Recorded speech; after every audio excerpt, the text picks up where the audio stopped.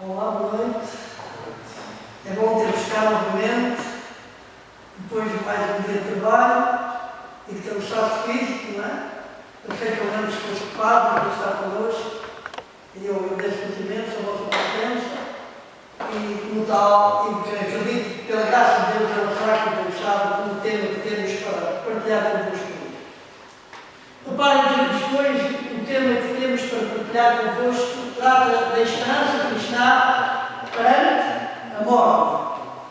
Este é um tema de veras interessante, é um tema muito importante, mesmo para a cristandade, porque há quem não tenha grande esperança, mesmo acreditando, pode abrir uma ressurreição. Há quem não tenha grande esperança, e a esperança que tem muitas vezes não está bem estabelecida. Eu vou contar-vos uma história real, como sempre vos tenho contado, como introdução, de qualquer tema, que trata de Filipe. Era um jovenzinho que tinha uma doença genética que é vulgarmente conhecida como mongolismo. Este jovem era uma criança feliz, mas no local onde ele estava inserido, com as crianças com as quais ele estava inserido, na sua pequena comunidade religiosa, ele sentia-se um pouco marginalizado, porque, como devem compreender, o mongol tem sempre algumas dificuldades, não é? De expressão, tem algumas dificuldades. Então, havia uma tendência da parte das crianças, dos colegas dele, de o excluir. Até que, no domingo a seguir à Páscoa, o professor que ministrava a parte religiosa, ministrava doutrinas, que ensinava a parte da religião, resolveu trazer para a classe umas caixas em forma de ovo de Páscoa. E pediu às crianças que cada uma delas saísse e fosse para o jardim à volta da igreja, que devia ser do chefe da nossa, com um jardim, e pediu-lhe para cada uma delas introduzisse dentro daquela caixa algo que refletisse o ressurgir da vida, algo de novo, algo que desse vida, que mostrasse a continuidade da vida, o ressurgir da vida. Então, toda a gente, todos os jovens, foram e procuraram, uns trouxeram uma flor, mas quando foram a abrir, os colegas ficaram contentes, olha, sim, realmente, a flor significa vida. Outros trouxeram outras coisas, um deles trouxe uma corneta, cá não tinha cantado, as bonitas, não tinha cantado, olha, bonita e tal, realmente é vida, a voar, etc. E, entretanto, quando o monitor daquela criança, ou o professor daquela criança, abriu a caixinha dela, o jovem Filipe, viu que não tinha nada. E os colegas começaram todos a tombar logo e dizer, foi alguém que não compreendeu. Mas quando era um colega, foi ele que tocou no professor e disse que era dele, então eles mais sentiram a querer fazer chacota dele, dizendo, tu fazes sempre a mesma coisa, nunca entendes nada. E ele disse, não, professor, eu entendi. A caixa está vazia porque Jesus já não está no túmulo. Ela significa a vida, porque verdadeiramente Jesus já saiu do túmulo. E o que acontece é que realmente todos ficaram espantados e todos acabaram por provar a atuação dele e perceber que ele, no meio de tudo isto, mostrou ter sido mais inteligente de todos. Ou pelo menos ter feito a escolha mais inteligente. E diz que este jovem mongol, passado um ano de vida, faleceu. Os seus pais já sabiam que ele poderia falecer a qualquer momento. E então, diz que os seus colegas, juntamente com o professor, quando foram ao funeral, o que é que acham de levar? Flores? Não. Levaram depois no caixão exatamente uma caixa vazia, porque aceitaram realmente a grande história que ele lhes deu, a grande lição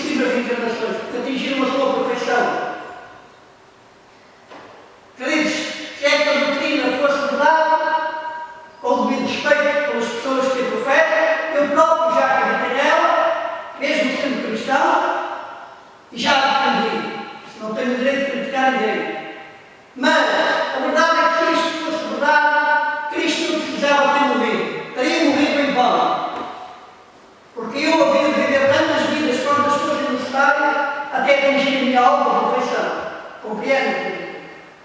Mas isto nós sabemos que não é possível. Cada vez o mundo está pior, cada vez o mundo tem menos condições para que alguém que viesse hoje tivesse melhores condições para se ganhar e se aperfeiçoar do que tivesse vivido há um século atrás, compreende? Quer dizer, cada vez o mundo está mais mal, as pessoas estão mais em frente, mas as outras menos se amam e se preocupam umas com as outras. Dentro da doutrina cristã, também temos mais do que uma versão. Temos a versão que é a alma imortal, que não morre após a morte. Que a pessoa morre, dizer que nossos irmãos católicos, basicamente, e alguns irmãos, algumas crenças também evangélicas também acreditam nisso. Que o homem morre, mas que a alma é imortal. E ela não morre simplesmente. Passa por outros estágios, passa por outra situação. Ou vai logo direto para o céu, porque era um ser muito bom, era um ser que preencheu os requisitos considerados para ser salvo e viver com Deus no céu, ou vai logo para o inferno porque era muito má, ou então se é mais ou menos, ficará ali no purgatório, no meio termo. Isso nem sequer é bíblico, purgatório. As pessoas que ensinam pensam que estão a ensinar melhor, é certo, mas realmente essa doutrina do purgatório nem sequer é bíblica. E também a doutrina de ir logo direto para o céu também não é. Até porque reparem, imaginem que alguém morria e tinha um filho ou uma filha que era um familiar qualquer que era totalmente dependente dele. No caso destes pais, desta criança, tinha uma criança naquela situação, os pais do Filipe.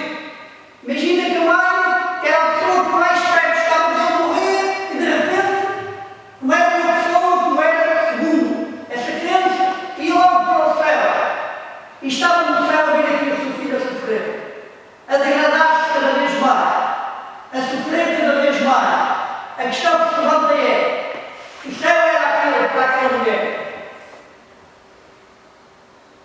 Certamente para ela seria o inferno, no céu. Compreendem?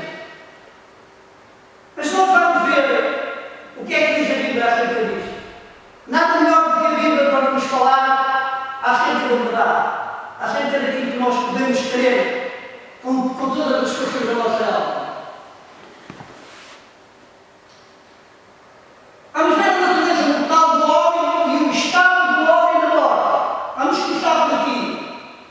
E se queremos compreender verdadeiramente a natureza mortal do homem e o estado do homem na morte, podemos começar por descobrir o que a Bíblia ensina sobre a natureza do homem. Para o fazermos, devemos voltarmos para o relato da criação.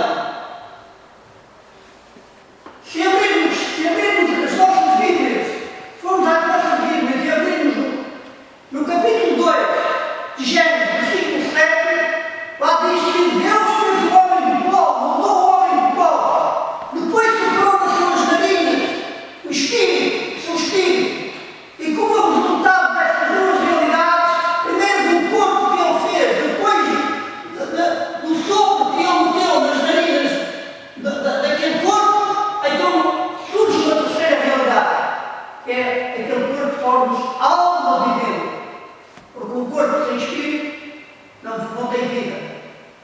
E a palavra alma ou vida é a mesma coisa, exatamente a mesma coisa. Aliás, aqui diz-nos que o ser humano foi feito alma vivente apenas quando se deu a união de fogo de vida, vindo de Deus como um corpo feito a partir do pó da terra.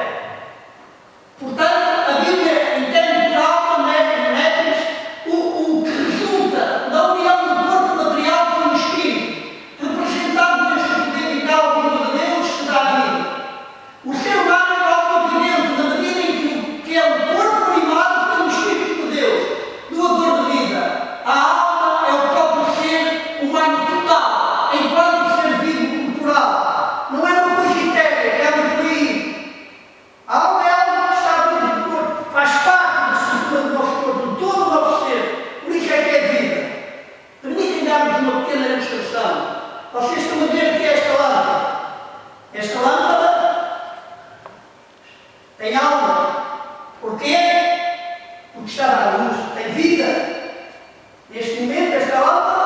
em vida.